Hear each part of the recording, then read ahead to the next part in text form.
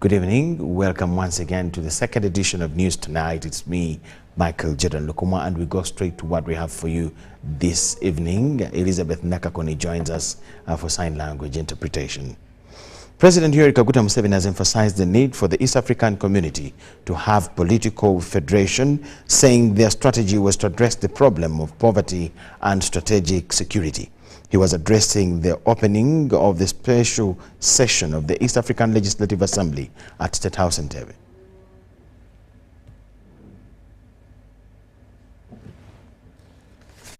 Legislative Assembly from 8 EAC countries have converged at State House in Entebbe to attend the special sitting that has been opened by His Excellency Yoweri Museveni, the President of the Republic of Uganda. President Museveni said East Africa needs a federation, which, if it had been achieved in 1963, the chaos in East Africa would not have happened. He cites Amini in Uganda and the chaos in Burundi. For each? 80. Oh, now, the problem of Rwanda was already there, but it would have been easy to solve with the United East Africa. Kenya, Uganda, Tanzania together, Zanzibar, we could easily have addressed even the issue of Rwanda. Because the problem of Rwanda had already started there. He emphasized brotherhood, people trying to unite, and their strategy of fighting poverty. If you have got market integration, like the European Union have, you don't address the issue of strategic security, because you are not one country. You are different countries, different plans, different armies. You do not unite your political and security efforts. You unite the economy, but not the politics, not the defense. Not the defense. Even if you form NATO and so on, things are not so simple. We have been saying, you people, why don't you form a political federation of East Africa? So that you have got one army and one defense program, so that you can be able to go to the moon if necessary. The Speaker of the East African Legislative Assembly, Ntakirutimana Joseph, said since the East African Community Treaty was signed in 1999 and now celebrate their 25 years Silver Jubilee, they are proud of President Museveni, who remains their pillar and foundation. Through your wise leadership, the EAC has rebranded its strategies to boost our market potential. And at that time, you were 3 countries, but today we are 8. According to members of EALA, as they celebrate 25 years, they need to acknowledge the challenge faced by EALA of inadequate resources. The East African Community budget is $112 million and absorbed at 48%, which has affected implementation of a number of projects. Your Excellency is exacerbated by the issue of non-remittance from some partner states, leading to liquidity issues that have severely impacted the ability of the EAC institutions to function effectively. At present, the budget absorption rate stands at 48%, meaning that less than half of the allocated funds are being used for the intended programs. Funding a budget of $120 million is nothing. We should share it and provide it. But I think the issue is really to understand what I was saying before. Where will growth come from? During their sitting in Uganda, EALA members will propose the establishment of the East African Investment Bank that will take care of their own priorities. Of adequate funding, Your Excellency, is really important, but also the alternative financial mechanism, which is currently under review. These available funding could allow us, Your Excellency, to implement the Common Market Protocol. It will allow us to fast-track legislative work, policy implementation, and technical preparation for the free movement of people, goods, services, and capital, thereby unleashing the economic potential of East Africa. With sufficient funds, a fully operational customs union can also be achieved. Members also want to expedite amending the East African Treaty to accommodate evolving dynamics of the region. The plenary sitting that was attended by the Speaker of Parliament of Uganda, ministers of Uganda and those from partner states has been adjourned to Wednesday. I'm Nafka Farida, reporting. 11 people have perished and scores injured after a fuel tanker lost control at Chigogwa near Matuga in Wakiso district and the leaking fuel caught fire. Onlookers at the scene of the incident told UBC that the driver was overspeeding and the fuel tank lost control. It swerved off the road before plunging and catching fire. Residents nearby rushed to the scene to collect fuel then before the tanker caught fire and exploded, killing and injuring many.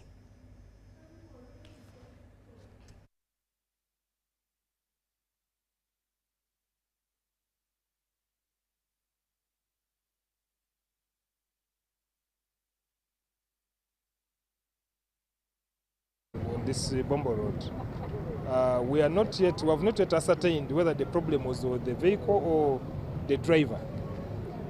It got an accident in this spot, and the fuel started oozing out from the tanker. It was unfortunate that our people went to start fetching the fuel. So, and fuel being flammable, highly flammable, it caught fire.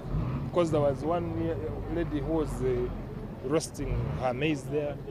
Then there are homesteads, like you see, shops. So with the amount of fuel which was flowing, we cannot this time know exactly the source of the fire, of lighting that fuel, but the fuel was flowing. So it caught fire and... Where's the driver for now? No, the driver is available and he's also in shock. So we are treating everybody as a victim as per now until when investigations are complete. That's when we shall know what to do.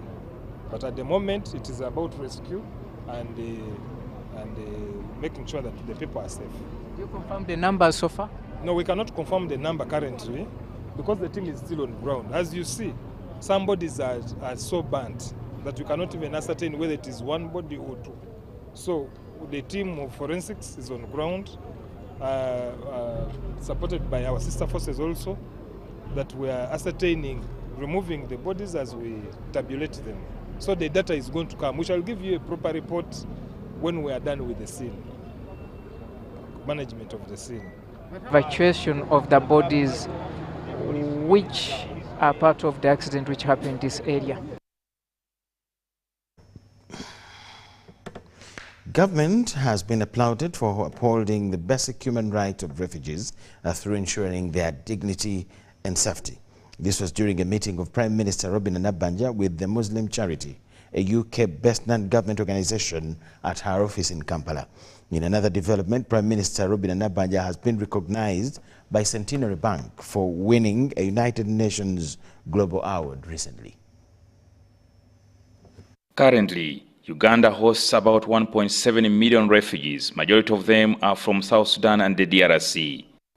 The Muslim Charity, a UK-based non-government organization, are in Uganda to reaffirm their commitment to supporting the needy communities, including the refugees.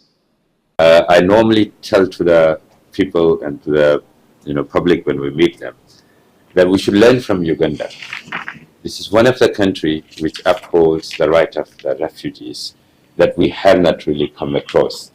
The host community deals the refugees as a brotherly people, either they are from Sudan, from Congo. The Muslim Charity were led by the Senior Presidential Advisor on Gender and the Youth, Florence Nachwara Kiyingi, in a meeting with the Prime Minister of Uganda, Robin Nabanja. Nabanja called on the Muslim Charity to support Uganda in a range of sectors geared towards fighting poverty, especially among the underprivileged. I wish to inform you that currently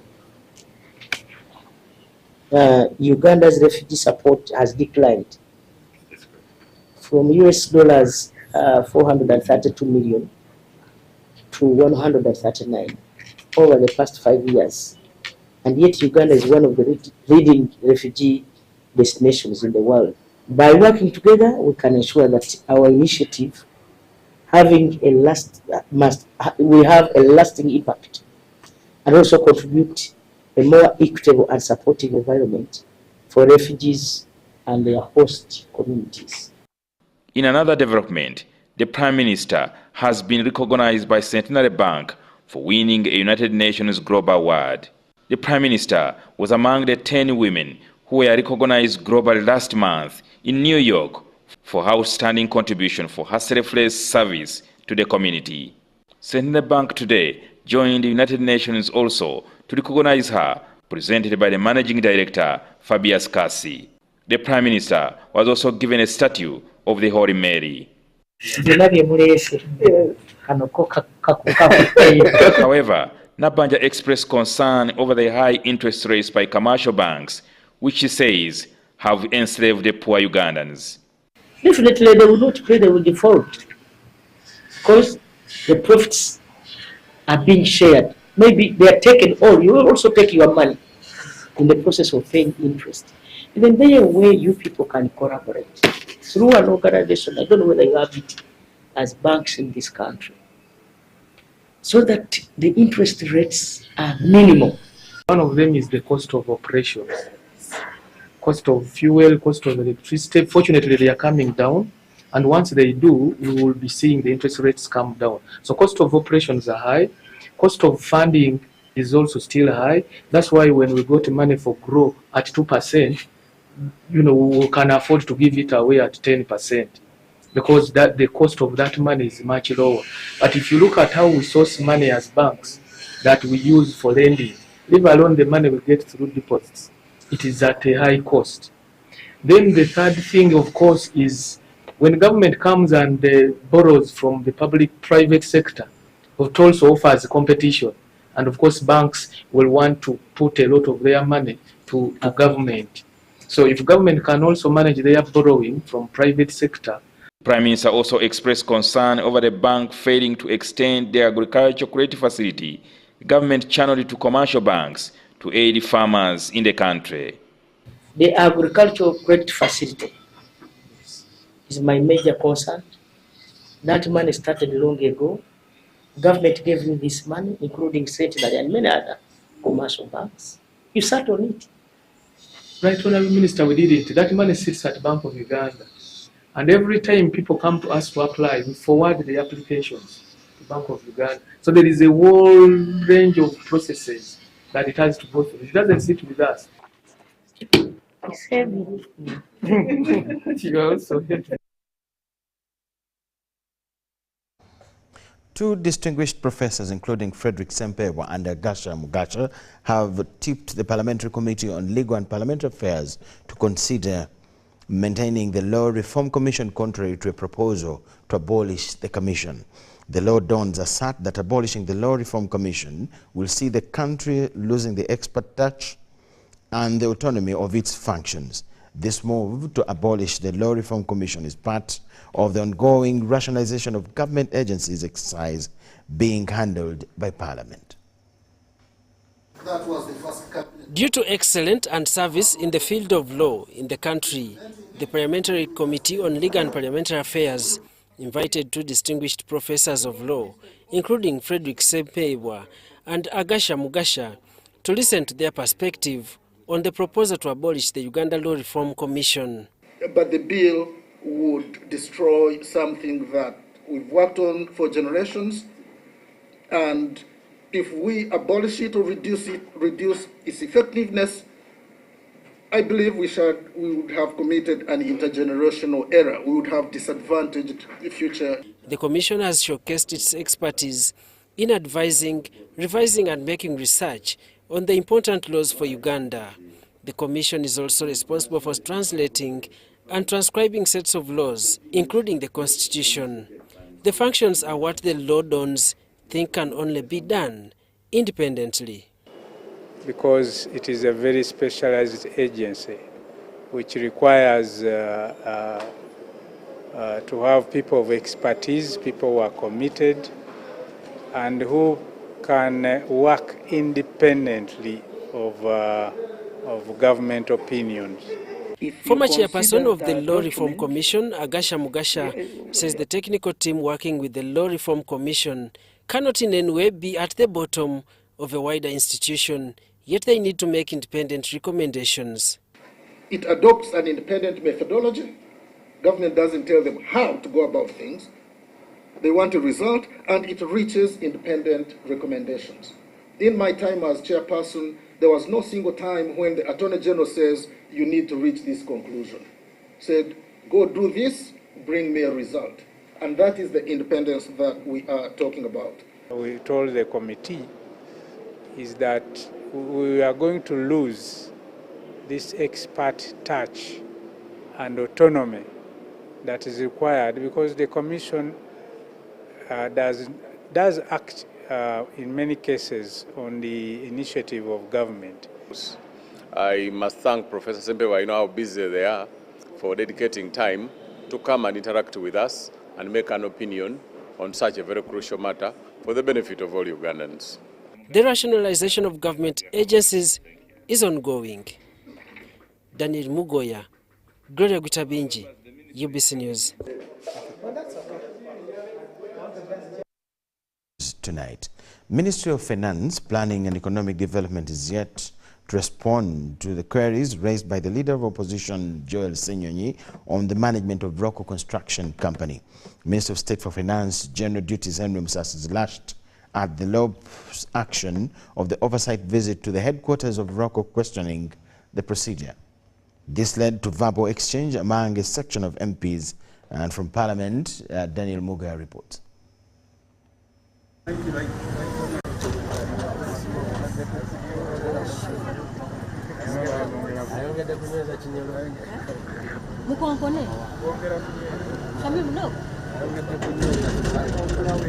Recently, the Leader of Opposition, Joel Senyonyi, and members in the opposition wing were blocked from an intended oversight visit to Rocco Construction Company headquarters in Kawempe, Kampala. When the Speaker of Parliament, Anita Among, learnt about the matter, she requested LOP Senyonyi to present a report on the visit. On Tuesday plenary session, LOP Joel Senyonyi presented the report questioning the funds to the tune of 263 billion given to Rocco as bailout by government. Amendments were made to include Government of Uganda investment and how much Government of Uganda owns in equity, what type of shares, and so on. Government ought to provide an explanation to this effect. 3, government ought to appraise Parliament on the latest financial standing of this company, given that government approached Parliament with a bailout request. I think it's prudent, Right Honourable Speaker and members, that the House deserves to be given accountability. LOP Senyonyi defends the move to carry out the oversight visit. Was to ascertain whether the rationale for the bailout was achieved, and as well to establish if the governance and management challenges of Rocco were being addressed. But the State Minister for Finance, General Duties Henry Musasizi, questions the criteria informing the LOP's decision to carry out the oversight visit at Rocco headquarters. I want to know what kind of oversight did the LOP go to do at the local head office?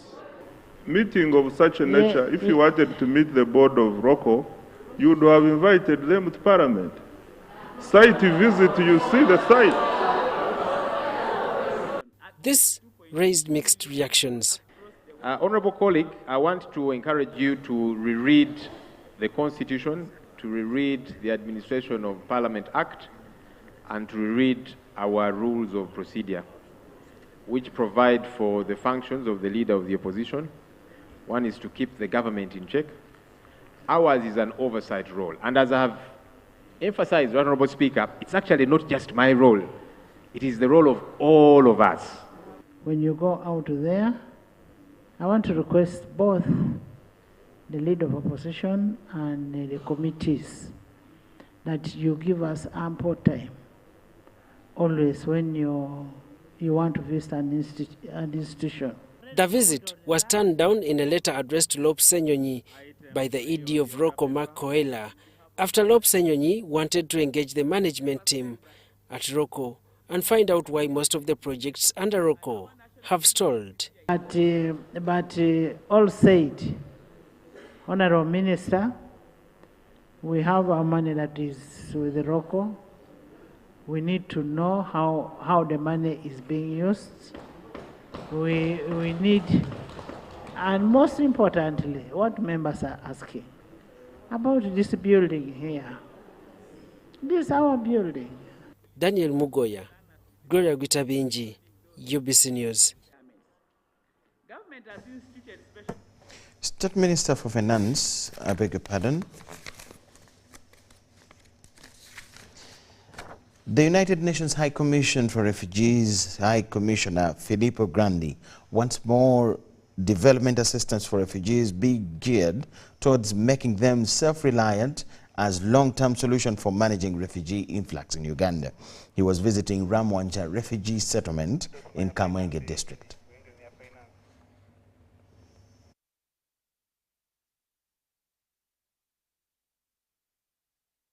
Get back to that later. State Minister for Finance in charge of general duties, Henry Musasizi, has refuted claims by former FDC President, retired Colonel Dr. Kizza Besigye, that government salaries, including that of President Yoweri Museveni, are paid by indated money. The minister says that although government borrows money, it is used for public investments. Musasizi was speaking at the Uganda Media Center in Kampala. Parliament approved a budget of 72.1 trillion shillings for the financial year 2024-2025 to cater for the smooth running of the country. The money was to be domestically and externally sourced. At least 31.9 trillion shillings are as of domestic revenue, which is used to cater for government bills and other statutory obligations. This amount is able to cover the wage, bill of government, and statutory obligations as summarized below. The first knockoff is external debt amortization, which is 3.149 trillion, and this leaves us with the balance of 28.8 trillion. Minister Musasizi refutes Besigye's claims of government depending on borrowed money for salaries, citing that although government borrows, the money is used for public investments. The question is not whether we borrow or not, because borrowing is normal. But what are you borrowing for? And that is where he's going wrong. We are borrowing for infrastructure, roads, electricity, and the others. We are not borrowing to pay salaries of the president and the other public servants. The country's economy is also stable, since the inflation rates are low. However, Minister Musasizi cited the need for increased domestic revenue. Uganda's economy continues to expand. This is affirmed by the recently released quarterly GDP outturns for the second quarter of calendar year 2024, that is April to June, which showed that the economy grew by 6.6%. We are placing emphasis on fiscal consolidation with enhanced focus on increased domestic revenue mobilization, controlled borrowing, and allocative efficiency and effectiveness. Dr. Kizza Besigye has often come on various social media blogs commenting on President Museveni and other public servants being paid through borrowed money. Uganda's budget for the financial year 2024-2025 increased from 52.7 trillion shillings to 72.1 trillion shillings, which represents an increase of 36% from the previous financial year. Rebecca Nantongo, Susan Inabugude, UBC News. Can you speak to your motion? We now go back to that story of the United Nations High Commissioner for Refugees, Filippo Grandi, who has visited Ramwanja refugee settlement in Kamwenge district.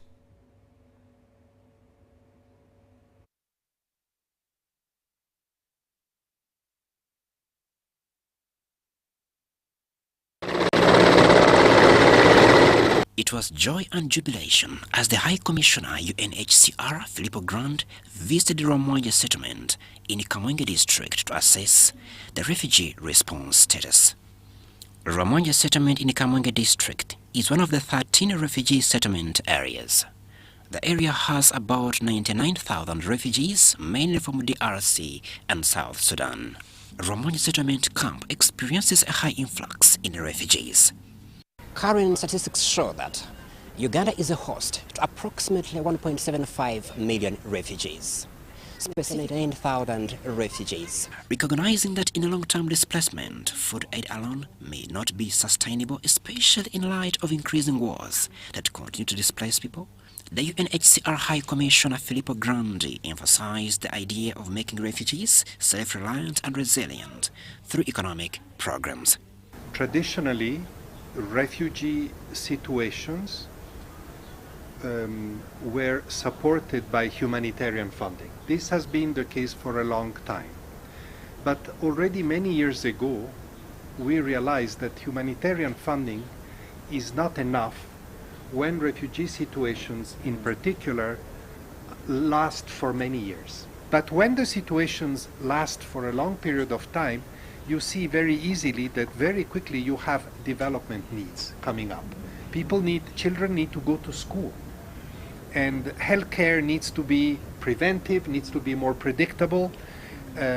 People need to be self-reliant to find, they cannot depend on food aid for a long time because food aid will decline.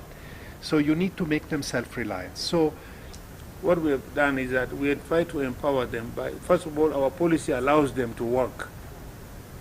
There are people, when they are in Ramwanja here, there are people with plantations, there are people, they employ, or factories, they can employ these refugees. We don't prohibit them from getting a job. In fact, they are free like any other citizen of our country. The kind of education now we are giving them is we are dwelling more towards skills development.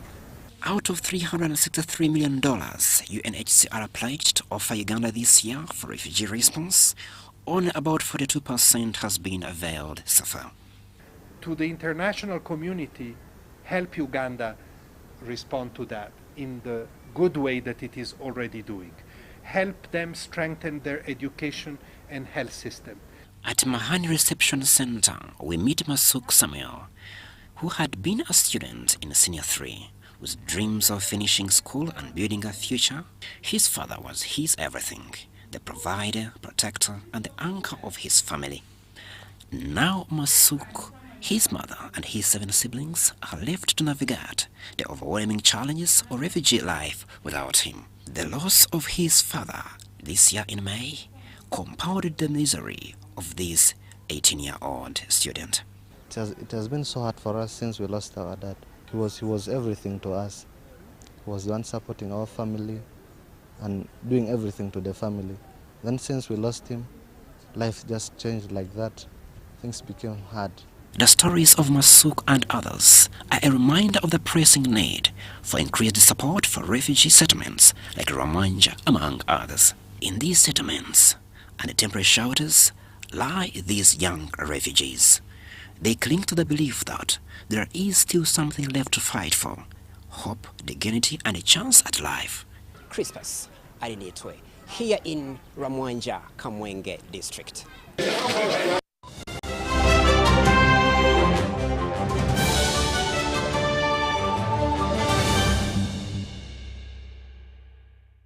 Okuwangula n'okuwa stamina ng'ey'empologoma. Yekisinga obukulu situla amazzi gano n'ogatwala waggulu ku kasozi. Ng'okozesa jjiko sena amazzi tugende. Duka yapuka. 72 spoons. Faster. Go.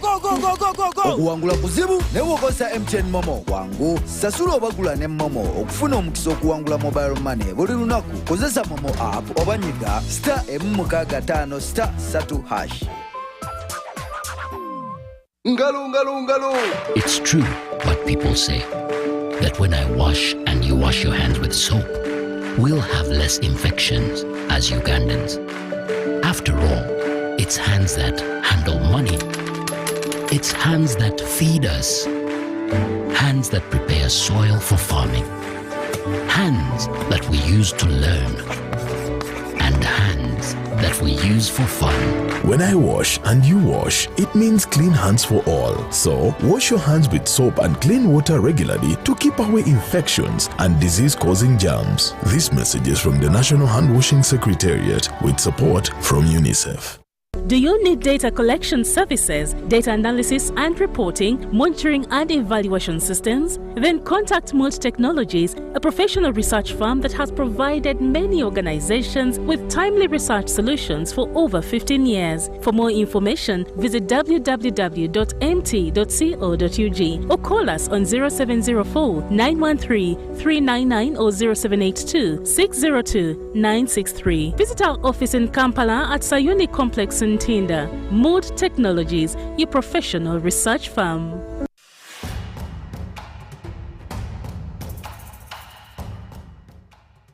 Amazina ganje Nyetekwa Seruhanga John Bosco Yenduga Mudisi ya Rukunjiri y'umuhanguzi wa miliyoni 16 na Uganda National Rotary nzahangwire kurwo mu kuzana star 278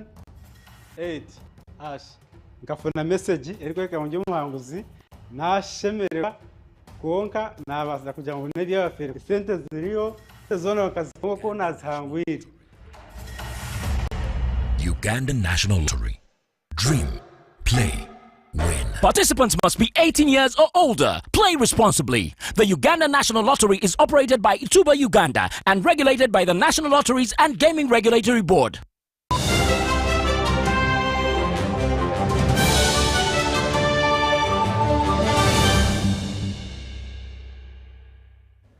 Networks of people living with HIV have embarked on a campaign to educate the population on the HIV treatment and prevention options. The program manager HIV control in the Ministry of Health, Dr. Robert Mutumba, says that HIV/TB treatment literacy will reduce on the number of people who die of the two diseases. The annual Joint AIDS Review Report of 2022-2023 shows that new HIV infections among young women and girls account for the highest number. The report also shows that young women and girls still account for the highest number of HIV new infections at 52,000 annually. Coalition for Health Promotion and Social Development, HELPS Uganda, networks of people living with HIV have embarked on the campaign to educate the population on the HIV treatment and prevention options. My life, my treatment, my care. Treatment literacy, which is as a result of people dying of AIDS due to not using treatment well, the antiretroviral treatment. We know ARVs work. If you use them well, they suppress your virus to undetectable levels. About 20% go on to get what we call advanced HIV disease, where the body is compromised, the immune system is compromised, the CD4 levels are very low, and then they get opportunistic diseases like TB, which is the leading killer of people living with HIV. But as the country waits for the injectable PrEP called lenacapavir, commonly known as LEN, Ministry of Health has appealed to the people to embrace available HIV prevention options. So for the HIV prevention, we embrace what we call a combination prevention, where you know, just like family planning. I can take an example of family planning. The idea is to expand choice. For example, under pre-exposure prophylaxis, we want to ensure that those who prefer injectable PrEP, they can take that up. Those who want to swallow oral. Statistics show that 51,000 people living with HIV still have unsuppressed viral load, and therefore the need to create more awareness on HIV treatment.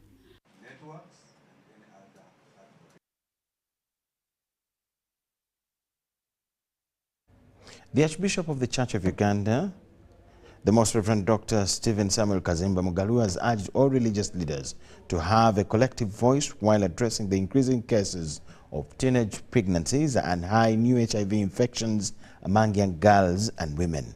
He was speaking during the launch of the Interfaith Alliance for Health that brings religious organizations together to advance issues of health in communities. Maternal and child health indicators determine the country's health sector performance. Although the 2022 demographic health survey showed an increase in hospital deliveries from 80% to now 91% and reduction in maternal mortality, the number of mothers who died during childbirth is still unacceptable. Faith for Family Health Initiative and Ministry of Health have spearheaded the launch of the Interfaith Alliance for Health. And may God's name be exalted. So, Father, bless this campaign also and help us to do so now and forever. Amen. The Alliance will bring faith organizations together to advance issues of health in communities, including preaching against teenage pregnancies.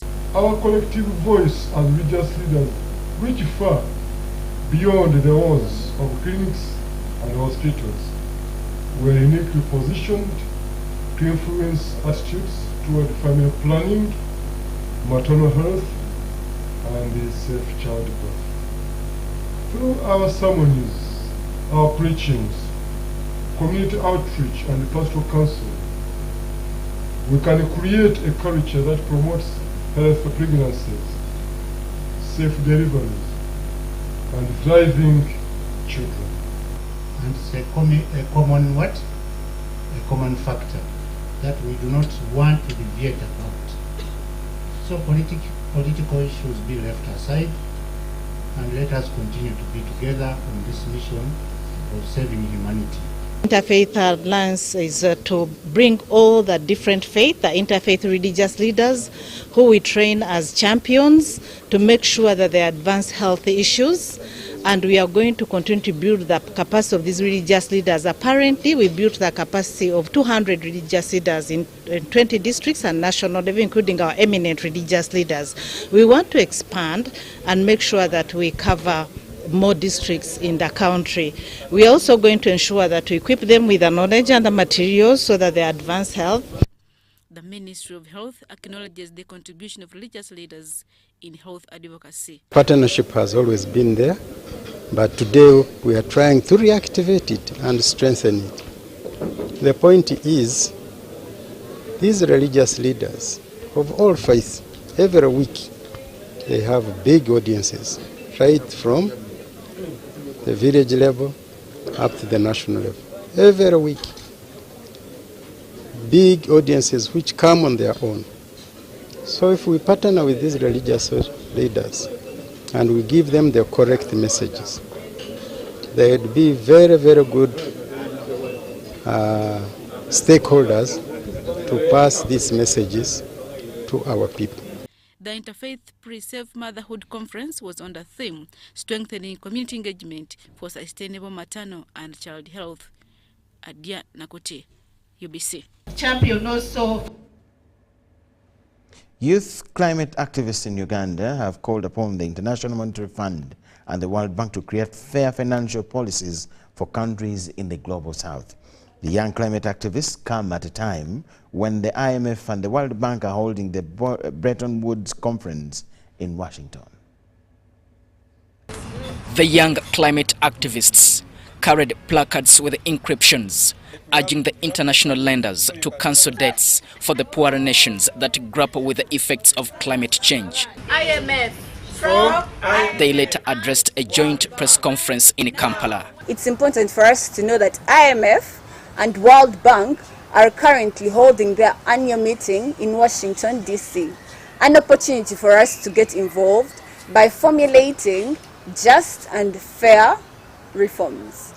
This is because these ridiculous debts are an obstacle for us to transition from fossil fuels and meet our climate obligations and targets as in the 2015 Paris Agreement. Uganda owes $25.3 billion US dollars to the IMF and World Bank. That is so bad.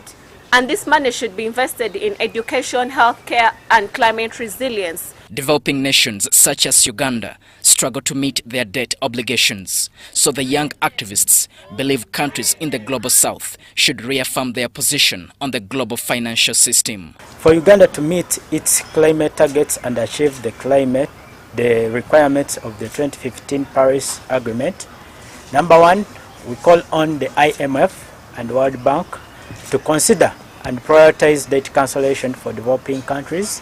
We need to call upon the countries in the global south to reaffirm their position and promote fair financial policies that promote equity, justice, and also contribute to the climate action here on the continent and in developing countries like Uganda. Meanwhile, Debt for Climate Uganda young activists want more climate financing for developing nations and the call for protests from the international community against Uganda's plans to extract its oil resources to stop. We must understand why government is insisting on ECOP, because now we have a very huge foreign debt on our necks from the IMF and World Bank. Those same countries are telling us to stop extraction, but they are extracting. So you look at the contradictions and the double standards of these countries. So to me, I think what is very important is people who are on the streets protesting against fossil fuels coming on board with government and try to understand. Government must listen to young people, and young people must also listen to the position of government. The young activists are urging the government of Uganda to actively support anti-imperialistic movements that are at the forefront of advocating for debt justice and climate actions. Diano Olwen-Peters, UBC News.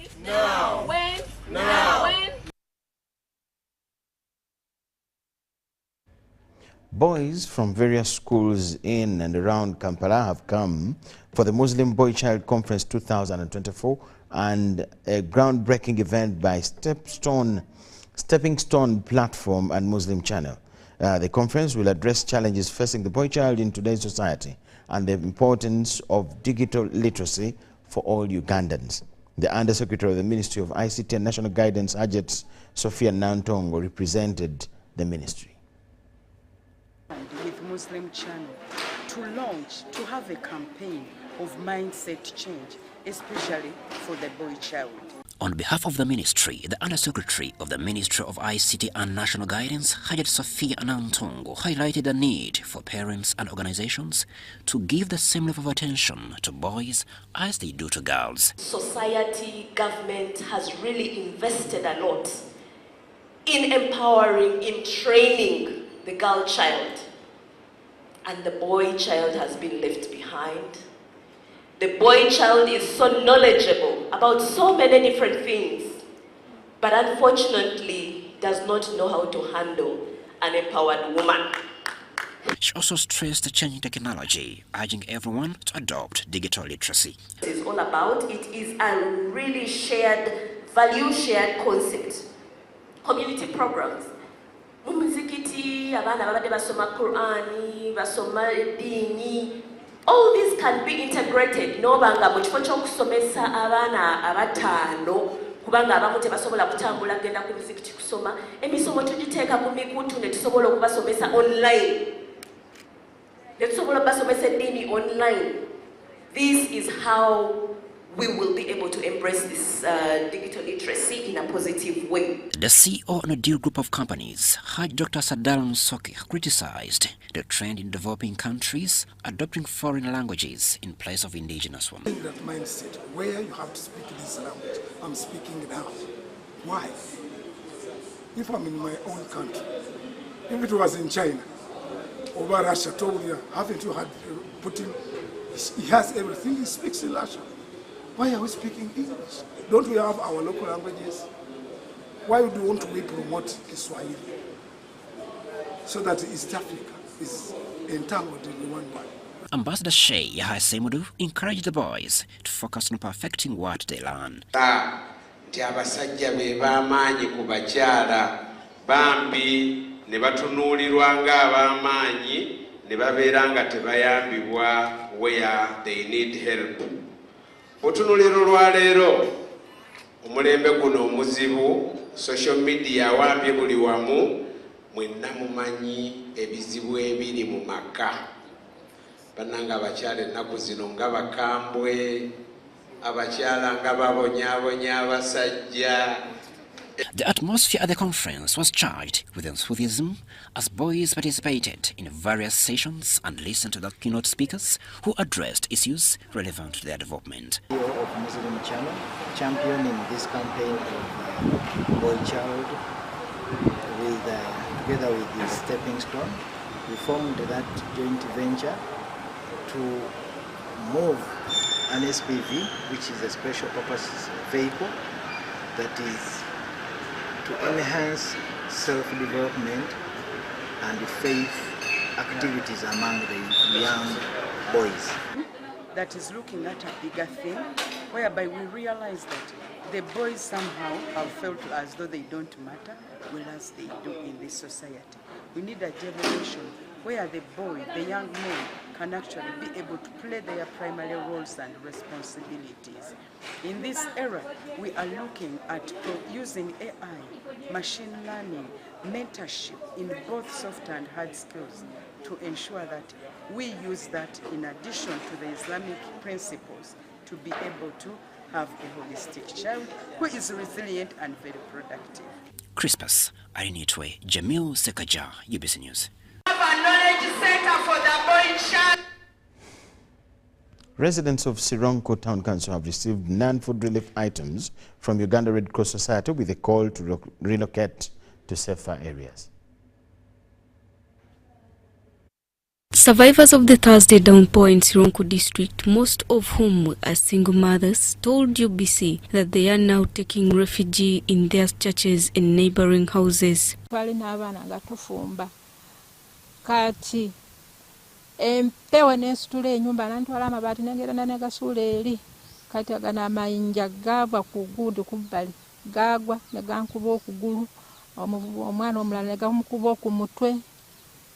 Ifula yakuduyire kwama mu kanisa yakuduya kugobola basi yasambula bingi.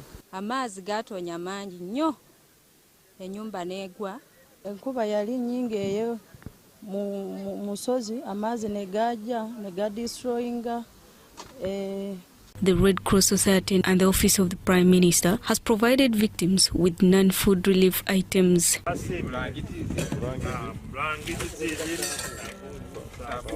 Today we have extended our support to over 100 households that were affected by a hailstorm and landslides. That was on Thursday last week here in Sironko. And this is with support from the government of Uganda through the Office of the Prime Minister. Our focus was on the most vulnerable, that is the elderly, single mothers, lactating mothers, persons living with disabilities and children-headed families. Sironko RDC Dennis Balwanirewa handed over the relief items and urged them to relocate to safer areas. Advise that these people should organize to vacate those vulnerable areas because rains or water will never change its direction. Whenever it rains, it will take up the same route. And therefore, in the future, we may have bigger volumes of water which will cause death to people. He said government will construct a valley dam at Kibira zone to control the running water. That water would flow into the valley dam and therefore reduce on the pressure. It is my appeal that people of Kibira dam come to appreciate the value of a valley dam. It can be used to harvest water and reduce on the pressure of the water coming from the mountains. Story compiled by Muhammad Iga for UBC News.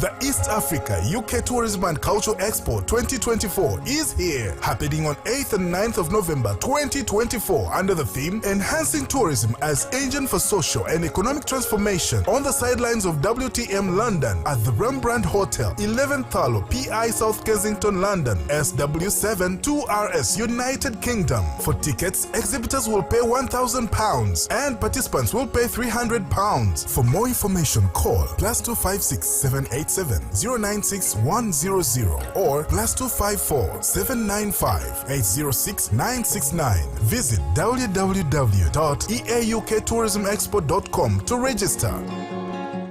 Do you need data collection services, data analysis and reporting, monitoring and evaluation systems? Then contact Multi Technologies, a professional research firm that has provided many organizations with timely research solutions for over 15 years. For more information, visit www.mt.co.ug or call us on 0704 913 399 or 0782 602 963. Visit our office in Kampala at Sayuni Complex in Tinda. Mood Technologies, your professional research firm. Ladies and gentlemen, the Casita Quality Awards 2024 are on and happening on Friday the 25th of October 2024 at the IUEA Auditorium, Wonder World, Kansanga, under the theme Celebrating Excellence, Inspiring Innovation. Join us as we bring together the business community from every sector as we award them for the job well done. For more information, call 0772 590 122 or 0773 153 898 and 0781 039 451, or find us in Kampala, Uganda Market Street, Royal Complex Building, Floor 3, Suite 1. Sponsored by Deposit Protection Fund, Gentex, Tembo, Insurance Regulatory Authority, IUEA, BBS, Movit, Shria Pads, Pride Microfinance and Jubilee Alliance.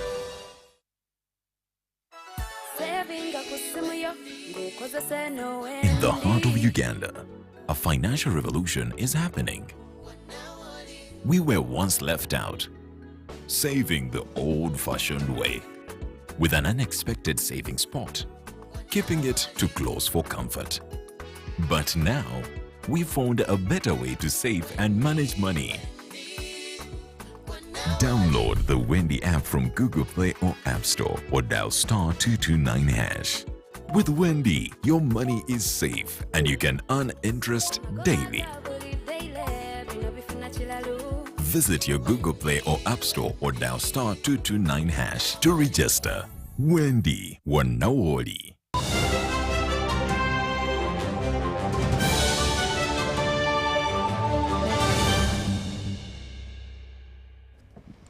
UBC Business News Tonight.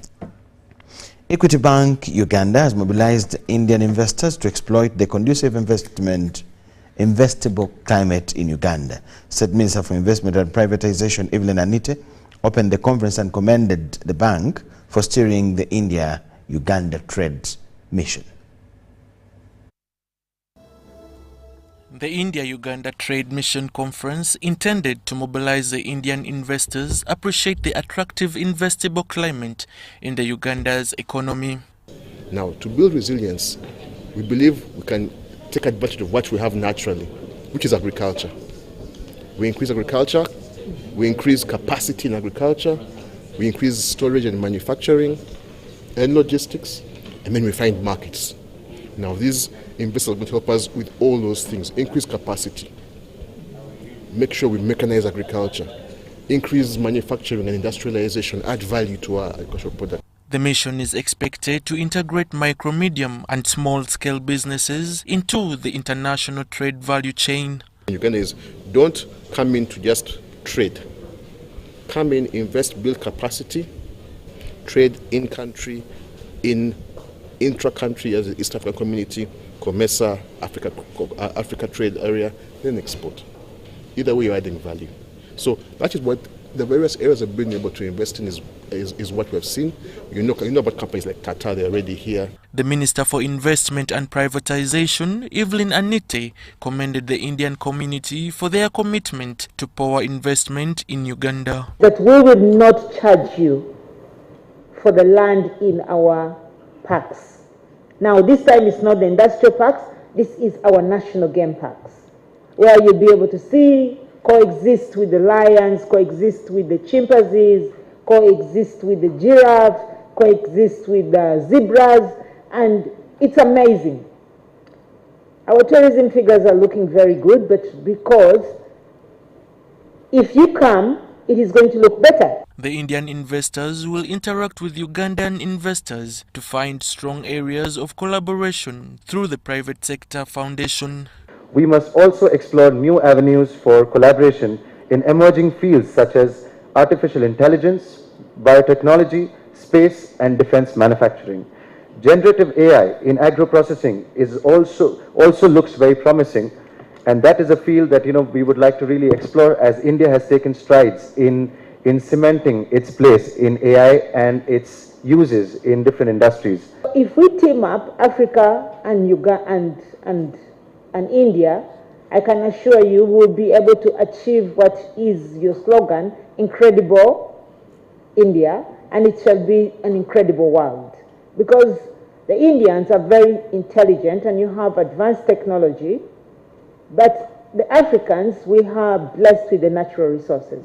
Apart from domestic incentives to these Indian investors, they are expected to interact with small-scale businesses for raw materials, and in turn, the collaboration will improve the standard of Ugandan products for export.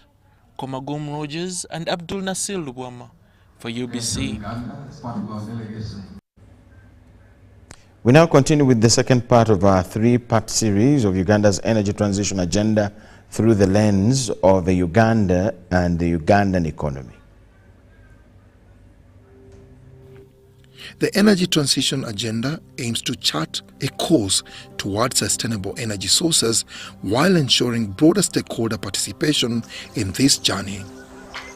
With escalating costs of charcoal and electricity, a higher purchase plan for gas is a very welcome venture. By reducing the number of vehicles using fuel in terms of petrol and diesel, to replace them with some which are using power in terms of electricity, will also curb down the level of environmental pollution for the operators of the taxis. We expect that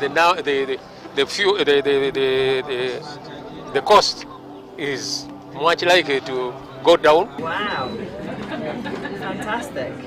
That means 7 minutes. 7 minutes. Deforestation places communities at risk of landslides, of floods and of drought. So really this is the moment. This is the moment where all of the things come together. The electricity, the renewable electricity here in Uganda, together with all of those, the technology, as well as the cost savings, to make a phenomenal difference. Adoption is not something that comes like thunder.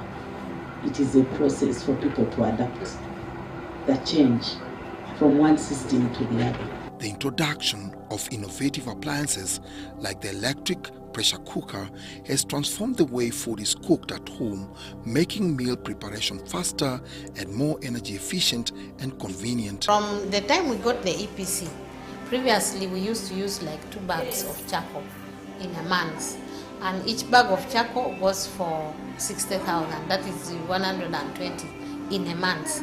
But now with the EPC, we still have charcoal, but we use it for other things like smoking meat and doing other things, not cooking. And so our consumption for charcoal has reduced. We now use 1 bag in 4 months. This multifaceted approach is underpinned by Uganda's commitment to a just transition. We are now able to diversify our energy mix. We are going to now start bringing on board other alternative energy sources. We are looking to deploy our geothermal potential of 1,500 megawatts. We will deploy nuclear for purposes of energy security, and of course maximize our solar, because we are at the equator. We have an opportunity to boast of enormous solar potential. But there are emerging protests led by youthful activists against oil and gas projects in Kampala City. This has drawn mixed reactions from various stakeholders. We are talking about a transition. It should be a transition from fossil fuel subsidizers to a renewable energy, not from a renewable energy to fossil fuel subsidizers. Hope you understand. No, this is my message. This is my message. And that's where the whole issue around is, what do we do with the oil which is dirty? Should we not touch it? But to transition from where we are to the promised land, where we want to be, it can't be abrupt. It must be carefully planned. That you just can't, for example, today you stand up and say, we are not going to touch oil. But if you don't touch it, you won't get resources that can help you actually invest in areas that can provide clean energy. Transition in the developed world is actually different from transition in the underdeveloped countries. So we are saying that as Ugandans, how do we transit within our dynamics? In relation to the oil and gas sector, Uganda has based its actions on thorough research, including risk assessments, mitigation strategies, and considerations regarding asset stranding. Issues related to stranded assets is very key in the development of our country, in the oil and gas sector. So we're looking at different scenarios. What if this happens? What if, for example, there's some slight price reduction in the crude oil? What if maybe this is not affordable? We expect that this sector should really support our economic and social transformation. And so we are investing a lot of money there.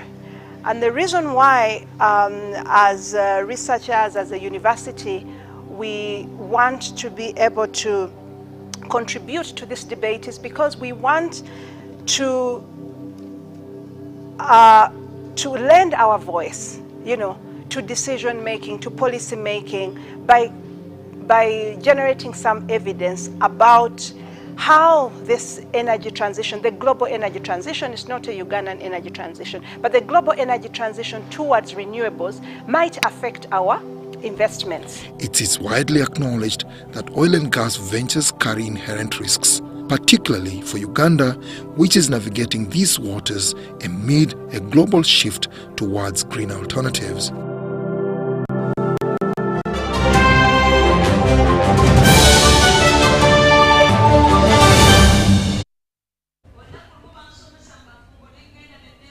The International Olympic Committee President Thomas Bach has arrived in Uganda for a 2-day visit. The ninth and current president of the International Olympic Committee, Thomas Bach, has arrived in Uganda. The IOC president spoke fondly about Uganda that excelled during his tenure that started in 2013. We will spend interesting 1.5 days with a rich program where it will be about sports and the values of sports. It's also a pearl of the Olympic movement because we see here great athletes, and we see here a National Olympic Committee which is leading by example when it comes to governance, when it comes to supporting the athletes, and when it comes to take social responsibility. They are one of our best partners in their work for the refugees, and they are very much engaged in sustainability issues, so all the IOC's efforts to support the United Nations Sustainable Development Goals are being taken on board by our friends of the Ugandan National Olympic Committee. The 70-year-old first ever Olympic champion to become IOC president visited Uganda Wildlife Education Center, where he engaged in an environment sustainability tree planting exercise. He also interacted with athletes and special Olympians during a cocktail at Speak Resort Munyonyo and crowned day one with a dinner. He was received by Uganda's top sports administrators who relish this historic visit. So for me here, we are basically honored by the visit of the IOC president, and as a country and as Uganda and on behalf of government, I'm here to officially receive him, and I hope we will give him the best treat here at home and in Uganda. On Wednesday, he will visit the Prime Minister and later an Olympic Refugee Foundation activity at the Yes Center in Zambia. He will also have a courtesy call at State House to meet President Yoweri Museveni before climaxing with a news conference and government-organized dinner at Sheraton Hotel, Kampala. Thomas Bach is the third International Olympic Committee president to visit Uganda and follows in the footsteps of Juan Samarach and Jacques Rogge.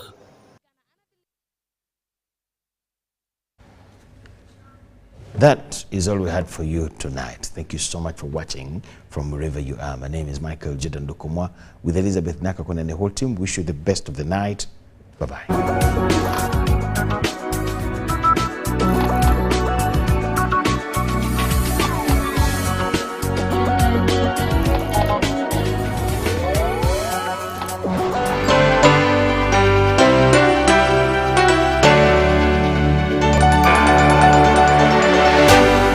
UBC, inspiring Uganda.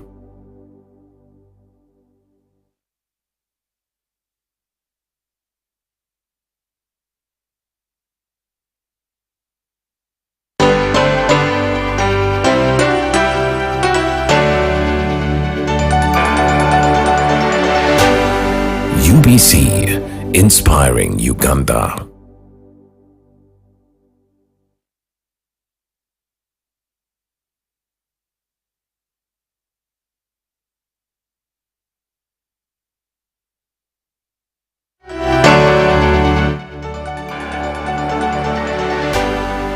UBC, inspiring Uganda. Tuliko ground, Blascon, paint and win. This year, Blascon paint and win. Tuliko ground, Chicho, buy paint worth 100K. Get a scratch card, SMS the code 27197. Stand a chance to win instant airtime, 1 million shillings bully day there, or a share of a 3 million shillings jackpot each week. What do you want the brand new Boda Bodas, tuk-tuks, and so much more?